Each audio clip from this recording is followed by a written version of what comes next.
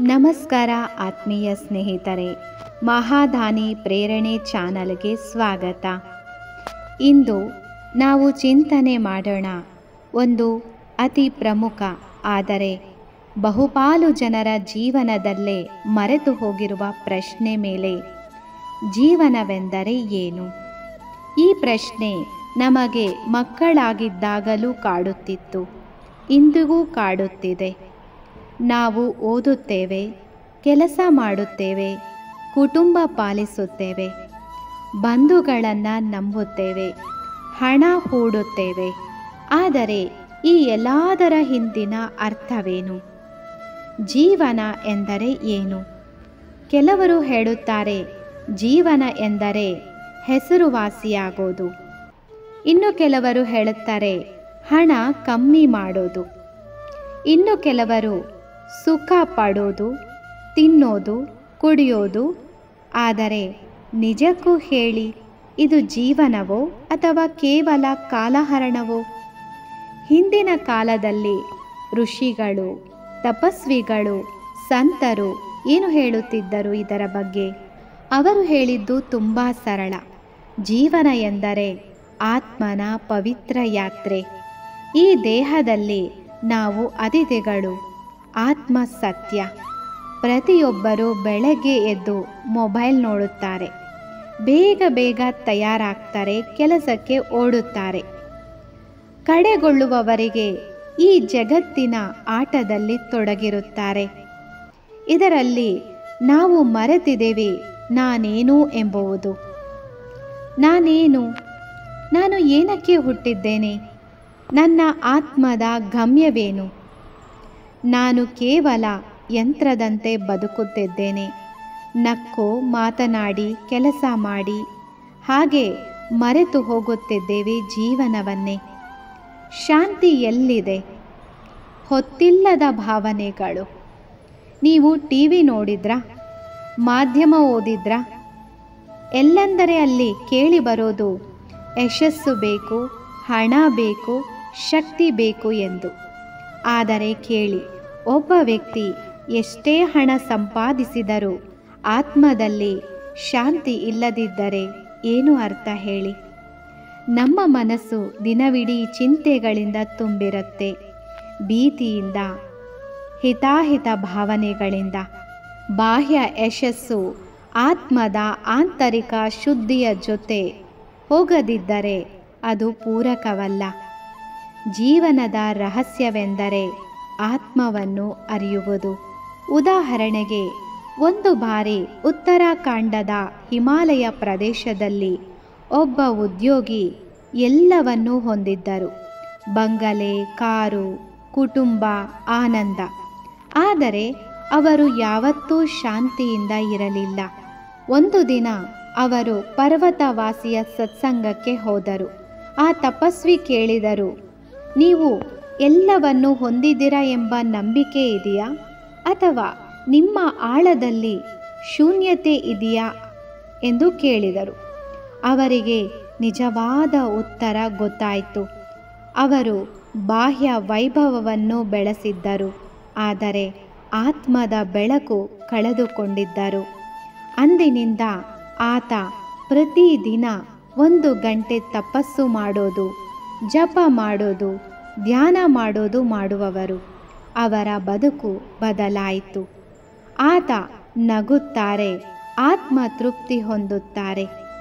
ಜೀವನದ ಸತ್ಯವನ್ನು ಅರಿಯಲು 3 ಹಂತಗಳು ಬೇಕು. ಒಂದನೇದಾಗಿ ಸ್ಥಿತಿಪದ, ತಾನ್ಯಾರು ಎಂಬ ಅರಿವು. ನಾನು ಈ ದೇಹವಲ್ಲ, ನಾನು ಆತ್ಮ.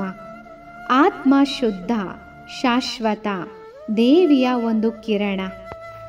ಎರಡನೇದು ಪರಿಸ್ಥಿತಿ ಪದ, ಲೋಕದ ಆಟವನ್ನು ನೋಡುವ ದೃಷ್ಟಿ. ಈ ಜಗತ್ತು ಒಂದು ನಾಟಕ. ಪ್ರತಿಯೊಬ್ಬರೂ ತಮ್ಮ ಪಾತ್ರದಲ್ಲಿ ನಾನೇನು ನೋಡುವೆ, ಭಾವಿಸುತ್ತೇನೆ, ಪ್ರತಿಕ್ರಿಯಿಸುತ್ತೇನೆ. ಇದು ನನ್ನ ಆತ್ಮಶಕ್ತಿ ತೋರಿಸುವ ಆಯ್ಕೆ. ಮೂರನೇದು ಪರಮಪದ, ಈಶ್ವರನ ಸಾನ್ನಿಧ್ಯ. ದೇವರನ್ನು ಜೊತೆಯಲ್ಲಿ ಕಂಡುಬರುವುದು ನನ್ನ ಬದುಕು ಸಾರ್ಥಕವಾಗಲಿ, ನಾನು ಶುದ್ಧ ಆತ್ಮ, ಪರಮಾತ್ಮನ ಶಕ್ತಿಯಿಂದ ನನ್ನ ಕಾರ್ಯ ಮಾಡುತ್ತೇನೆ. ಕಡೆಯಲ್ಲಿ ಪ್ರಶ್ನೆ ಕೇಳೋಣ, ನಾನು ಜೀವನವನ್ನು ಬದುಕುತ್ತಿದ್ದಾನಾ ಅಥವಾ ಬದುಕು ನನ್ನನ್ನು ಬದುಕುತ್ತಿದೆಯಾ? ನಾವು ಬೆಳಗ್ಗೆ ಏಳಿದಾಗ ನಮ್ಮೊಳಗಿರುವ ಶುದ್ಧ ಜ್ಯೋತಿಯನ್ನು ನಮಸ್ಕರಿಸೋಣ. ಪ್ರತಿಯೊಂದು ದಿನವನ್ನು ದೇವರ ಕೊಡುಗೆಯಂತೆ ಕಾಣೋಣ. ಜೀವನವು ಕೇವಲ ಕಾಲಹರಣವಲ್ಲ, ಅದು ಪವಿತ್ರತೆ, ಪ್ರೇಮ, ಶುದ್ಧತೆಯ ಶಕ್ತಿಯ ಯಾತ್ರೆ. ಪ್ರಿಯ ಆತ್ಮ ಸಹೋದರರೇ, ಈ ಜಗತ್ತಿನಲ್ಲಿ ನಮ್ಮೆಲ್ಲರಿಗೂ ನಿತ್ಯದ ಹೋರಾಟ, ನಿತ್ಯದ ಪ್ರಶ್ನೆಗಳು. ಆದರೆ ಅವುಗಳ ಮೌಲ್ಯವೇನು?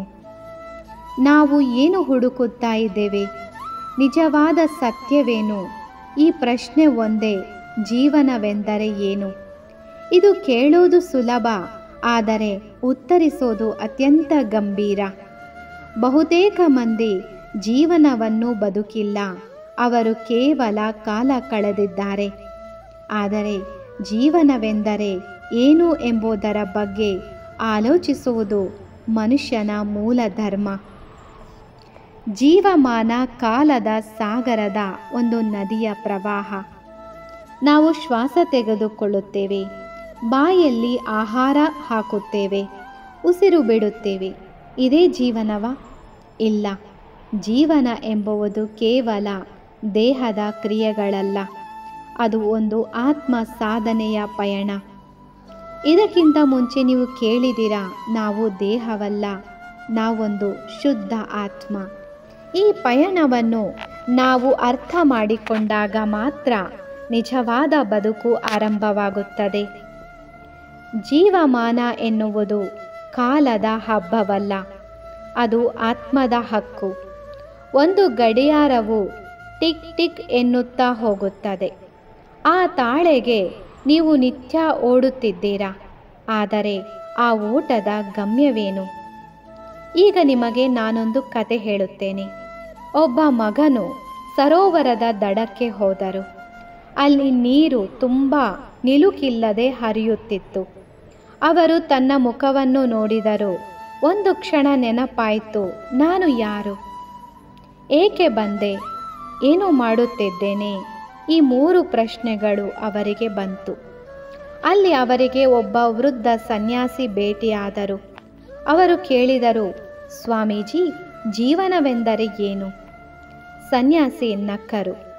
ಒಮ್ಮೆನೆ ನೋಡಿ ಕೇಳಿದರು, ನೀ ನೀರಿಗೆ ಏನನ್ನು ತೋರುತ್ತೀಯಾ, ಅದೇ ನಿನ್ನೊಳಗಿನ ಪ್ರತಿಬಿಂಬ.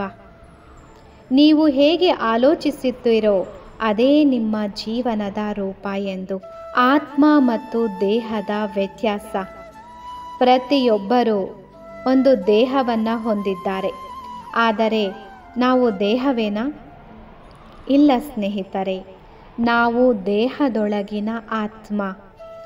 ದೇಹ ಅಸ್ಥಾಯಿ, ಆತ್ಮ ಶಾಶ್ವತ. ಅಂದರೆ ದೇಹ ನಶ್ವರ, ಆತ್ಮ ಶಾಶ್ವತವಾಗಿರುವಂತಹದ್ದು. ನಾನು ಈ ದೇಹವಲ್ಲ, ನಾನು ಈ ಉಸಿರು ಕೂಡ ಅಲ್ಲ. ನಾನು ಆಗಿದ್ದೇನೆ ಶುದ್ಧ, ಶಾಶ್ವತ, ಪ್ರಜ್ಞಾಸ್ವರೂಪಿ ಆತ್ಮ. ಈ ಆತ್ಮದ ಪಯಣವೇ ಜೀವನ. ಈ ಪಯಣದಲ್ಲಿ ನಮ್ಮ ಮುಖ್ಯ ಗುರಿಯೇನು? ಅದರಲ್ಲಿ 3 ರೂಪಗಳನ್ನು ತಿಳಿಯೋಣ. ಸೆಲ್ಫ್ ಡಿಸ್ಕವರಿ, ತನ್ನ ಅನ್ವೇಷಣೆ. ಎರಡನೇದಾಗಿ ಈಗೋ ಸರೆಂಡರ್, ಅಹಂಕಾರವನ್ನು ನಿರಾಕರಿಸುವುದು. ಮೂರನೇದಾಗಿ ಪರಮಾತ್ಮನೊಂದಿಗೆ ಸಂಪರ್ಕ, ಯೂನಿಯನ್ ವಿತ್ ದ ಡಿವೈನ್. ಜೀವನದಲ್ಲಿ ಶಾಂತಿ ಹೇಗೆ ಸಿಗುತ್ತೆ ಅನ್ನೋದೀಗ ತಿಳಿಯೋಣ. ನಮ್ಮ ಮನಸ್ಸು ಎಂದರೆ ಗಾಳಿಯಲ್ಲಿ ಹಾರುವ ಮರಳಿನ ತೂಪು.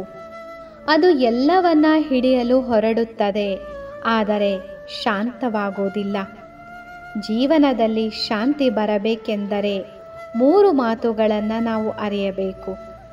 ಅದು 1 ಸ್ವೀಕಾರ, 2 ತ್ಯಾಗ, 3ನೇದು ಧ್ಯಾನ. ಸ್ವೀಕಾರದಿಂದ ನಾವು ಇಹಲೋಕದ 7 ಏಣಿಗಳನ್ನು ಅಂಗೀಕರಿಸುತ್ತೇವೆ. ತ್ಯಾಗದಿಂದ ನಾವು ಬಂಧನಗಳನ್ನು ತೊರೆದಿಡುತ್ತೇವೆ. ಧ್ಯಾನದಿಂದ ನಾವು ನಮ್ಮ ಆತ್ಮದ ಶುದ್ಧತೆಯನ್ನು ನೋಡುತ್ತೇವೆ. ಇದರ ಒಂದು ಉದಾಹರಣೆಗೆ ಕತೆ ಕೇಳೋಣ. ಒಮ್ಮೆ ಒಬ್ಬ ರಾಜನು ತನ್ನ ರಾಜ್ಯವನ್ನು ಸೋತು ಆಸ್ತಿಯನ್ನೆಲ್ಲ ಕಳೆದು ಕೊನೆಗೆ ಅರಣ್ಯಕ್ಕೆ ಹೋದರು. ಅಲ್ಲಿ 3 ಯತಿಗಳು ಆತನನ್ನು ನೋಡಿದರು. ಅವರು ಕಂಡರು, ನನ್ನೆಲ್ಲವನ್ನೂ ಕಳೆದುಕೊಂಡೆನು, ನಾನು ಜೀವಂತವಾಗಿದ್ದೇನೆಂದರೆ ಅದೇ ಆಶ್ಚರ್ಯ ಎಂದು. ಆ ಯತಿಗಳ ಪಾಠ ಈ ರೀತಿ ಇತ್ತು: ನೀವು ಕಳೆದುಕೊಂಡದ್ದು ಹೊರಗಿನ ಆಸ್ತಿ ಅಷ್ಟೇ, ಆದರೆ ನಿಮ್ಮೊಳಗಿನ ಶುದ್ಧತೆಯನ್ನು ನೀವು ಕಂಡುಕೊಳ್ಳಿ, ಅದು ನಿಮ್ಮ ನಿಜವಾದ ಸಂಪತ್ತು ಎಂದು ತಿಳಿಸಿದರು. ಅವರು ಧ್ಯಾನ ಆರಂಭಿಸಿದರು. ಅವರು ಅರಿತರು, ನಾನಿನ್ನೂ ರಾಜನಲ್ಲ, ನಾನೊಂದು ದೇವಾತ್ಮ ಎಂದು. ಇಂದ್ರಿಯಗಳಿಗೆ ಶಿಕ್ಷೆ ನೀಡುವುದು ಜೀವನದ ಶಿಕ್ಷಣ. ಇನ್ನು ನಮ್ಮ ಇಂದ್ರಿಯಗಳು ಸಕಾರಾತ್ಮಕ ಅಥವಾ ನಕಾರಾತ್ಮಕ ಗುರಿಗೆ ತಿರುಗಬಹುದು. ನಾವು ಅವುಗಳನ್ನು ನಿಯಂತ್ರಿಸದೇ ಇದ್ದರೆ ಜೀವನವೆಂಬ ಹಡಗು ನಾಶವಾಗುತ್ತದೆ. ಜೀವನವನ್ನು ಗೆಲ್ಲಬೇಕಾದರೆ ಮೊದಲು ಮನಸ್ಸನ್ನು ಗೆಲ್ಲಬೇಕು. ಅದು ಯಾವಾಗ ಸಾಧ್ಯ? ಬನ್ನಿ ತಿಳಿಯೋಣ. ನಾವು ನಿಯಮಿತ ಜೀವನ ಶೈಲಿ ಅನುಸರಿಸಿದಾಗ, ನಾವು ಅಹಂಕಾರವನ್ನು ಬಿಟ್ಟಾಗ, ನಾವು ಸೇವೆ, ಪ್ರೇಮ, ಶುದ್ಧ ಆಚಾರವನ್ನು ಪಾಲಿಸಿದಾಗ ಜೀವನವನ್ನು ಗೆಲ್ಲಬಹುದು. ಇನ್ನು ಪಂಚಮ ಅಧ್ಯಾಯದಲ್ಲಿ ನಿಜವಾದ ಜೀವನವೆಂದರೆ ಯಾರಿಗಾದರೂ ಸಂತೋಷ ನೀಡುವುದು, ಯಾರಿಗಾದರೂ ಉಪಕಾರ ಮಾಡುವ ಮನಸ್ಸು, ಯಾವಾಗಲೂ ಧರ್ಮದ ಮಾರ್ಗದಲ್ಲಿ ನಿಲ್ಲುವುದು, ದುಃಖದಲ್ಲೂ ಶ್ರದ್ಧೆ ಕಳೆದುಕೊಳ್ಳದೆ ಧೈರ್ಯ ಇಡುವುದು. ಇನ್ನು ಜೀವನವೆಂದರೆ ಇತರರ ಬದುಕನ್ನು ಬೆಳಗಿಸಲು ನಿಮ್ಮನ್ನು ಹರಸುವುದು. ಇನ್ನು 6ನೇ ಅಧ್ಯಾಯದಲ್ಲಿ ನಾವು ಕೇಳ್ತೀವಿ ಶುದ್ಧ ಜೀವನದ 4 ಸೂತ್ರಗಳು. ಅದರಲ್ಲಿ 1ನೇದಾಗಿ ಆತ್ಮಸ್ಮರಣೆ. ನಾನು ಆತ್ಮ, ಶುದ್ಧ, ಶಾಶ್ವತ, ಶಕ್ತಿಶಾಲಿ. 2ನೇದು ಪರಮಾತ್ಮನ ನೆನಪು. ದೇವರು ನನ್ನ ತಂದೆ. ಆತ್ಮನೊಂದಿಗೆ ಪರಮಾತ್ಮನ ಸಂಪರ್ಕ. 3ನೇದು ಸಾತ್ವಿಕ ಆಹಾರ, ಸಾತ್ವಿಕ ಆಲೋಚನೆ, ಸಾತ್ವಿಕ ಸಂಘ ಮನಸ್ಸು ಶುದ್ಧವಾಗಿ ಇಡುತ್ತದೆ. 4ನೇದು ಪ್ರತಿ ಬೆಳಗ್ಗೆ ಧ್ಯಾನ.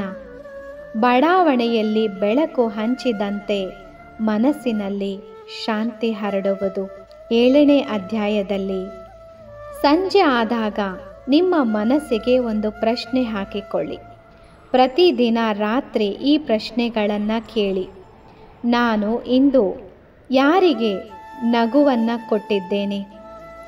ನಾನು ಯಾರಿಗಾದರೂ ಇಂದು ಸಹಾಯ ಮಾಡಿದ್ದೇನಾ? ನಾನು ಭಗವಂತನನ್ನು ನೆನಪು ಮಾಡಿದ್ದೇನಾ? ಈ ಪ್ರಶ್ನೆಗಳ ಉತ್ತರವೇ ನಿಮ್ಮ ಜೀವನದ ದಿಕ್ಕು. ಅಂತಿಮವಾಗಿ ಜೀವನವೆಂದರೆ ಅನುಭವದ ಅನಂತ ಪಯಣ. ಪ್ರಿಯ ಸ್ನೇಹಿತರೆ, ಜೀವನವೆಂದರೆ ಹೊರಗಿನ ಹೊಳೆಯುವ ಪಟಗಳ ಹಬ್ಬವಲ್ಲ, ಅದು ಒಳಗಿನ ಬೆಳಕಿನ ಹಬ್ಬ. ಅದು ಖರೀದಿಸುವ ಹಬ್ಬವಲ್ಲ, ಕೊಡುವ ಹಬ್ಬ. ಅದು ನಿಲ್ಲದ ಪಯಣ. ಆತ್ಮದಿಂದ ಆತ್ಮಕ್ಕೆ, ಪ್ರೀತಿಯಿಂದ ಪರಮಾತ್ಮಕ್ಕೆ. ಜೀವನ ನಾಳೆಗೆ ಸಿಕ್ಕ ಹಕ್ಕು ಅಲ್ಲ, ಅದು ಇವತ್ತಿನ ಕೃತಜ್ಞತೆಯ ಪೂಜೆ.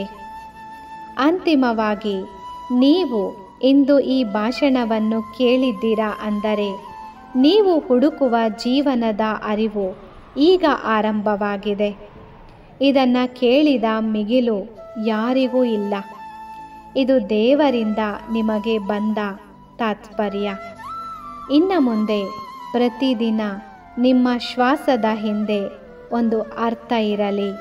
ಪ್ರತಿದಿನ ನಿಮ್ಮ ನಡಿಗೆಗೆ ದಿಕ್ಕು ಇರಲಿ. ನಿಮ್ಮ ಬದುಕು ಕೇವಲ ಬಾಳಿಗೆಲ್ಲದೆ ಒಂದು ದೀಪವಾಗಲಿ. ಈ ರೀತಿಯ ಪವಿತ್ರ ಹಾಗೂ ಆಧ್ಯಾತ್ಮಿಕ ಪ್ರೇರಣೆಯ ಭಾಷಣಗಳನ್ನು ದಿನವೂ ಕೇಳಲು ದಯವಿಟ್ಟು ಮಹಾದಾನಿ ಪ್ರೇರಣೆ ಚಾನಲ್ಗೆ ಸಬ್ಸ್ಕ್ರೈಬ್ ಮಾಡಿ. ನೀವು ನಮ್ಮೊಂದಿಗೆ ಧ್ಯಾನ ದೀಪ ಹಚ್ಚಿದರೆ ಇಡೀ ಸಮಾಜವೂ ಬೆಳಗುತ್ತದೆ. ಧನ್ಯವಾದಗಳು. ಓಂ ಶಾಂತಿ.